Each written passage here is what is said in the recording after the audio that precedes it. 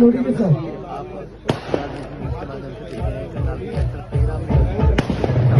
Artist ऊपर आ गया, artist करेगा।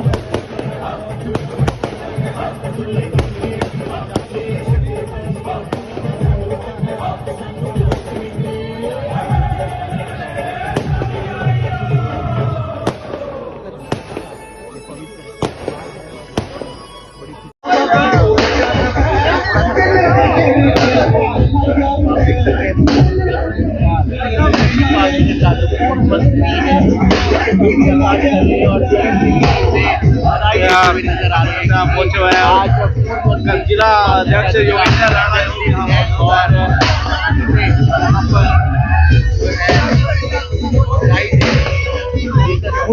आ रहे हैं, ये बहुत अच्छी तस्वीर है।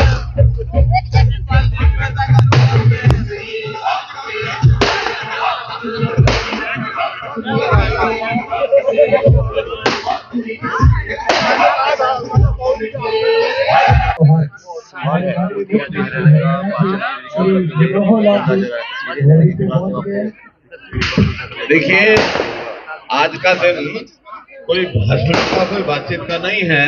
मैं सभी अपने बंधुओं से निवेदन करता हूं कि लोहड़ी चारों तरफ इनकी जो जलाई गई अब ये है, तो हम सब आनंद लें, उसके पास जाके खड़े होकर अपनी लोहड़ी मूंगफली उसका आनंद लें। और जैसे परंपरा पुरानी हमारी बहनें जो है वो शायद अच्छी तरह बोल सकती हैं, क्यों क्या होता है सुंदरी बुंदरी उस नाते से दिखाओ बोल के।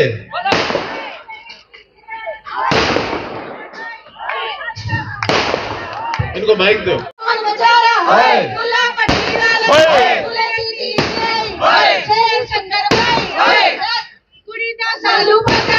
सालू कौन सा बैठे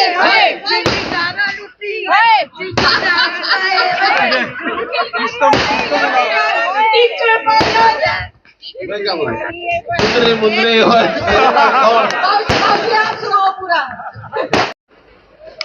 मुख्यमंत्री मनोहर लाल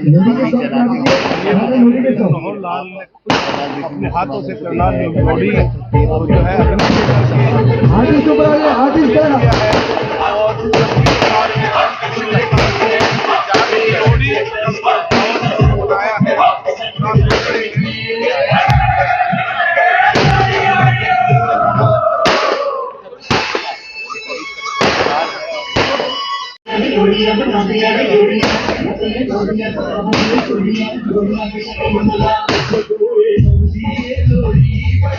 जय श्री राम।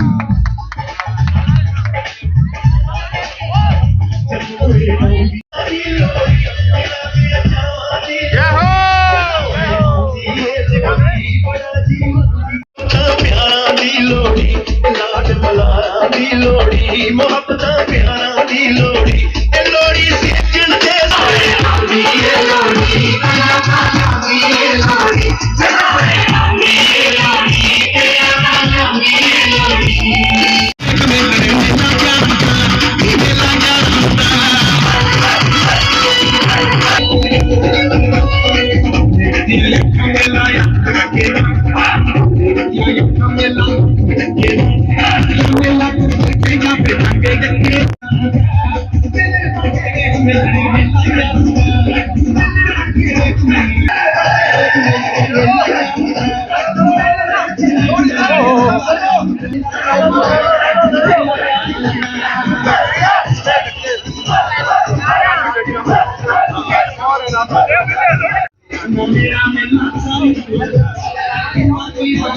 अच्छा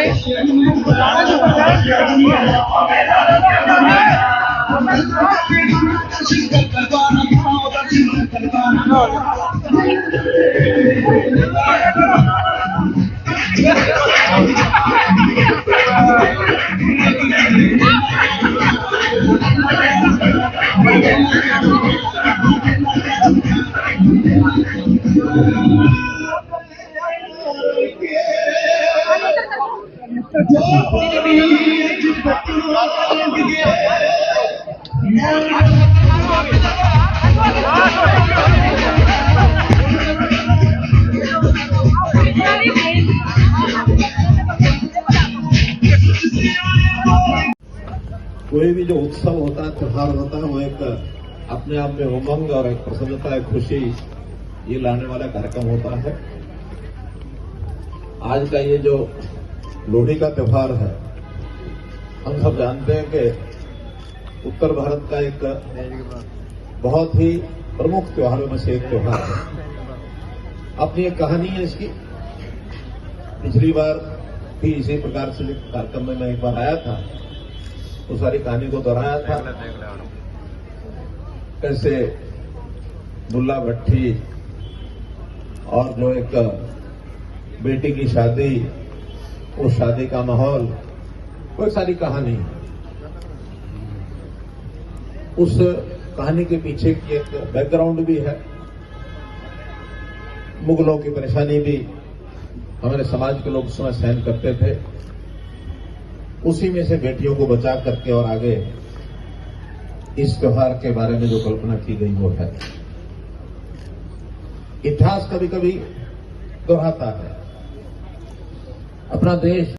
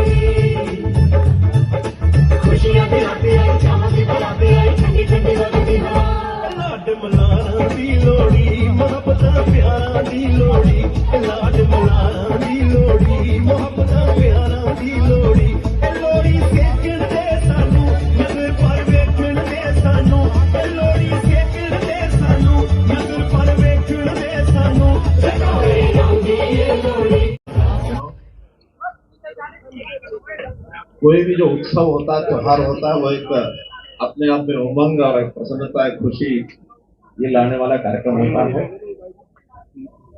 आज का ये जो लोहड़ी का त्योहार है, हम सब जानते हैं कि उत्तर भारत का एक बहुत ही प्रमुख त्योहारों में से एक त्योहार है। अपनी एक कहानी है इसकी। पिछली बार भी इसी प्रकार से कार्यक्रम में मैं एक बार आया था, तो सारी कहानी को दोहराया था। कैसे दुल्ला भट्टी और जो एक बेटी की शादी, उस शादी का माहौल, वो सारी कहानी है। उस कहानी के पीछे की एक बैकग्राउंड भी है। मुगलों की परेशानी भी हमारे समाज के लोग उस समय सहन करते थे। उसी में से बेटियों को बचा करके और आगे इस त्योहार के बारे में जो कल्पना की गई वो है। इतिहास कभी कभी दोहराता है। अपना देश, इतिहास इसका हजारों साल का है। अपना समाज बहुत से उतार चढ़ाव, बहुत से थपेड़े खाते हुए आज हम एक अपनी उच्च स्तर की जो संस्कृति है, हमारा जो गौरव है, उसको लेकर के आगे बढ़ रहे हैं। बहुत बार दबाव भी पड़े। मुगलों का दबाव जब आया, हमारे यहां जितने भी स्वतंत्र शासक थे, रियासतें थी, मुगलों के साथ लड़ाइयां भी लड़ी, फिर भी बहुत बड़ा हिस्सा मुगलों के अधीन आया। आजाद होने का संघर्ष बहुत से उस समय के बलिदानियों ने, क्रांतिकारियों ने, राजाओं ने मुगलों से युद्ध किया। सेनापति बहुत से आए। अगर उसमें से छुटकारा पाने का एक समय आ सकता था तो आज से 300 साल 250 साल पहले आ सकता था। लेकिन उस समय एक और दुनिया की नई ताकत अंग्रेज के रूप में ईस्ट इंडिया कंपनी के माध्यम से देश में प्रवेश कर गई और एक नया गुलामी का दौर फिर शुरू हुआ। मुगलों की उनसे छुटकारा पाना तो शायद भूल गए, अंग्रेजों से छुटकारा पाया जाए फिर इसमें सब लग गए। आज संयोग ऐसा है कि हमने अंग्रेजों से छुटकारा पा लिया, देश आजाद हो गया 1947 में। दुनिया में ऐसा कहा जाता था कि अंग्रेज के राज में कभी सूरज छुपता नहीं है। वो किसी एक देश को लेकर के नहीं था, बल्कि दुनिया के इतने सारे देशों पर अंग्रेजों का राज हो गया था कि कहीं ना कहीं किसी ना किसी ऐसे देश में जहां मुगलों का शासन था वहां सूर्य हर समय रहता ही था। भले ही आधे ग्लोब में रात भी हो गई है तो दूसरे आधे ग्लोब में कहीं ना कहीं अंग्रेज होता था, इसीलिए कहावत बनी थी। लेकिन दुनिया में जागरण हुआ, जागरण होने के बाद एहसास करा दिया गया कि हर देश में वहां के जो मूल निवासी हैं, वहां की जो मूल संस्कृति है, वहां के लोग अपने आप को स्वतंत्र चाहते हैं तो अंग्रेज को अपने पैर वापस खींचने पड़े। अधिकांश देश स्वतंत्र हो गए, उसमें भारत भी एक था। 47 में हम आजाद हुए, लेकिन आजादी के बाद इतने सालों तक इस विचार का कोई व्यक्ति नहीं आया था जिसने गुलामी की उन निशानियों को हटाने का, साफ करने का, उससे मुक्त पाने का कोई रास्ता बनाया। समाज में कुछ संस्थाएं जागृत हुई। मुगलों की जो कारस्तानी थी कि भगवान रामचंद्र जी के जन्म स्थान के ऊपर मंदिर तोड़ करके मस्जिद बना दी गई, बाबरी ढांचे के रूप में, जिसको हम जानते हैं। मुक्ति पाने के लिए वर्षों संघर्ष किया, आंदोलन किए, और आज इस बात की प्रसन्नता हम सबको है। उसमें हमारे यहाँ के जो न्यायालय, उच्च न्यायालय, उच्चतम न्यायालय, उन्होंने भी फैसला दे दिया कि हाँ, यहाँ भगवान श्री रामचंद्र जी का जन्म स्थान ही है, उसको तोड़ करके मस्जिद बनाई गई थी। ये सर्वसम्मत निर्णय एक प्रकार का उच्चतम न्यायालय ने दिया, जिसमें से आज ये संभव हो पाया कि उस स्थान के ऊपर एक भव्य राम मंदिर बनाया जाए। आने वाली 22 जनवरी को प्रधानमंत्री जी उसका प्राण प्रतिष्ठा करके उपस्थित रहेंगे और वर्षों पुराना वो जो कलंक है वो भारत माता के माथे से हट करके और आज हम सीना चौड़ा करके अपनी प्राचीन जो ऐतिहासिक हमारी जो विरासत है उसको प्राप्त करने जा रहे हैं। इस बीच में और बहुत सी ऐसी चीजें की गई कि भारतीय सांस्कृतिक हमारी पहचान, उसको कैसे पुनर्स्थापित किया जाए। उसके अंदर चाहे प्रदेशों के नाम है, चाहे गांव के नाम है, शहरों के नाम है, सड़कों के नाम है, इतिहास को पुनर्लिखित करके इतिहास के अंदर जो उल्टी सीधी बातें हमको पढ़ाई जाती थी उसको बदलने का काम, शिक्षा के अंदर नए आयाम जोड़ने का काम, नई राष्ट्रीय शिक्षा नीति जिसके अंदर अपने देश की जो बातें हैं उनको प्रमुखता से पढ़ाया जाए। बहुत काम ऐसे हुए हैं। अपने ही प्रदेश के अंदर कम से कम 20-25 नाम हमने आने के बाद बदले हैं। कई जिलों में ये नाम बदले गए। एक इसी प्रकार का एक विषय, जब मैं कभी करनाल में आता हूं, मन में कौनता रहता है कि कभी ना कभी इसको ठीक किया जाए। मानो न जाने कैसे आज मन में आया है, तो आज मैं आपके सामने रख रहा हूं, और अगर आप उसमें सर्वसम्मति जाहिर करें तो उस निर्णय को फाइनल किया जा सकता है। और वो विषय ये है कि यहां एक बहुत प्राचीन समय से एक कैनाल, एक नहर चलती है जिसका नाम है मुगल कैनाल। तो क्यों इस मुगल कैनाल को मुगल कैनाल करें? इसका नाम बदल करके हमको अपने आप से कोई नया नाम नहीं सोचना चाहिए। तो मैं प्रस्ताव रखता हूं कि इस कैनाल का नाम कर्ण कैनाल कर दिया जाए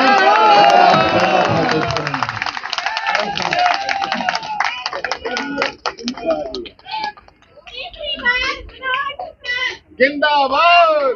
दानवीर कर्ण के नाम से ये शहर जाना जाता है। उनके नाम से बहुत से यहाँ पहले से भी स्थान है, चाहे वो कर्णताल है, चाहे वो कर्ण पार्क है, कर्ण गेट है, कर्ण लेक है, कर्ण कमल भी आ गया है। तो अब कर्ण कैनाल इसका नाम सहमति हो तो जरा सब लोग हाथ खड़े करें। जय श्री राम, जय श्री राम, जय श्री राम। आज इस अवसर पर आप सबको लोहड़ी के इस पावन उत्सव के लिए बहुत बहुत बधाई, बहुत बहुत शुभकामनाएं। कल का दिन मकर संक्रांति का दिन है और ये मकर संक्रांति का जो दिन होता है, ये वर्ष भर के अंदर एक ऐसा समय आता है जब दिशा बदलती है। दिशा किसकी बदलती है? सूर्य और पृथ्वी का। ये जो एक सिस्टम बना हुआ है, एक डिसिप्लिन बना हुआ है कि सूर्य की किरणें पृथ्वी पर कब पड़ेंगी, कहां कैसे पड़ेंगी। तो सूर्य एक समय आता है कि जो उसकी किरणें दक्षिण की तरफ जा रही होती हैं और जाते जाते एक दिन आता है जिस दिन सूर्य वहां रुक करके वापस उत्तरायण की तरफ शुरू कर देता है और वो दिन है मकर संक्रांति, कल का दिन। कल से अब जो सूर्य की किरणें हमसे दूर जा रही हैं, आज तक गई हैं, आज सायंकाल तक सूर्य किरणें दूर गई हैं। कल प्रातःकाल पहली जो किरण है उसके बाद उसकी गति हमारे गोलार्ध की तरफ, उत्तरायण की तरफ हो जाएगी और उत्तरायण में आते आते अगले 6 महीने में इसकी गति सूर्य की यही रहेगी। गति वास्तव में सूर्य की नहीं होती, पृथ्वी की होती है, लेकिन पृथ्वी की गति के कारण से सूर्य उत्तरायण से यानी दक्षिणायन से उत्तरायण में आ रहा है। ये मकर संक्रांति के दिन होता है। एक प्रकार से हम ये मानते हैं कि हमारे जीवन का अंधकार अगर कहीं किसी के जीवन में छोटी मोटी बात है, उसको दूर करके हम प्रकाश की ओर आगे बढ़ें, ये प्रेरणा और संकल्प इस दिन हम लेते हैं। मकर संक्रांति की भी आपको बहुत बहुत बधाई, बहुत बहुत शुभकामनाएं। 8 दिन आगे जो ये दिन आने वाला है,